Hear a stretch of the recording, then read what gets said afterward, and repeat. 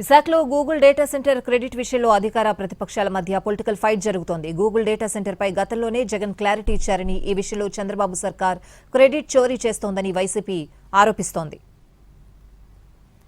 ఆంధ్రప్రదేశ్కు డీజిల్ తీసుకుని రాలేని వాళ్లు గూగుల్ను ఏం తీసుకొస్తారంటూ వైసీపీ నేత సజ్జల రామకృష్ణారెడ్డి ఎద్దేవా చేశారు.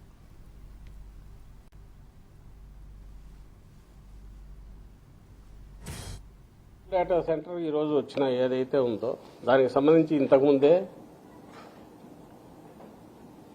చంద్రబాబు నాయుడు గారు కానీ వాళ్ళకు సంబంధించిన వాళ్ళు చేస్తున్న హడావుడి యాజిఫ్ వీళ్ళే తీసుకొచ్చినట్టు జరిగింది. దాని మీద ఐ థింక్ గతంలోనే మా పార్టీ కానీ నాయకులు ఇంక్లూడింగ్ మా అధ్యక్షుడు జగన్మోహన్ రెడ్డి గారు కూడా క్లారిఫికేషన్ ఇచ్చారు.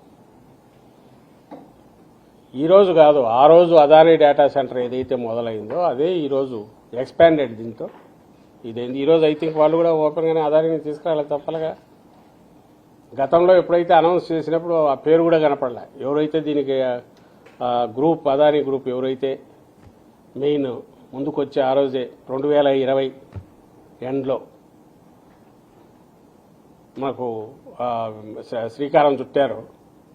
అప్పుడు జగన్మోహన్ రెడ్డి గారి ఇనిషియేటివ్, వాళ్ళు వచ్చి రావడము, జగన్మోహన్ రెడ్డి గారి ఇనిషియేటివ్ తీసుకోవడము, అప్పుడేదే 3,100 మెగావాట్లకు సంబంధించి అప్పుడే అయినది.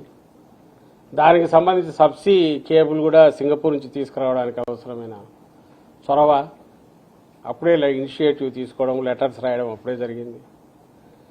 దీని కంటిన్యూయేషన్ ప్రభుత్వాలు మారినా గవర్నమెంట్ కంటిన్యూ అవుతున్నప్పుడు గ్రేస్ఫుల్గా ఏది ఉండేదంటే చంద్రబాబు నాయుడు గారు వచ్చేప్పుడు అది ఆల్రెడీ ఇంతకుముందు అదాని పెడతామనుకున్నా దాన్ని మేము వచ్చి దీన్ని ఎక్స్పాండ్ చేసి పెద్దది తీసుకొస్తున్నాము అనింటే ఆయనకు అది శోభనిచ్చేది, రాష్ట్రానికి బాగుండేది.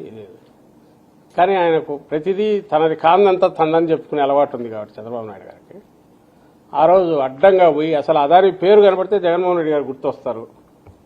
ఆ రోజే తీసుకొచ్చింది గుర్తొస్తుందని అసలు ఆ పేరే కనపడకుండా ఎక్కడా చేశాడు. తర్వాత అంతా చేస్తే ఈ గవర్నమెంట్ ఇప్పుడు ప్రస్తుతం ఉన్న ఈ గవర్నమెంట్ ఇష్యూ చేసిన జీవోలేనే దాని మెన్షన్ వచ్చేసరికి తప్పించుకోలేకపోయారు. ఈరోజు అక్నాలెడ్జ్ చేయ కూడా ఆయన ఉన్నారనేది అక్నాలెడ్జ్ చేయక తప్పని పరిస్థితి. సో ఇప్పుడు వాళ్ళు ఒకవేళ మేమే తెచ్చాము ఇది 5 ఏళ్లు విధ్వంసం అంటే విధ్వంసం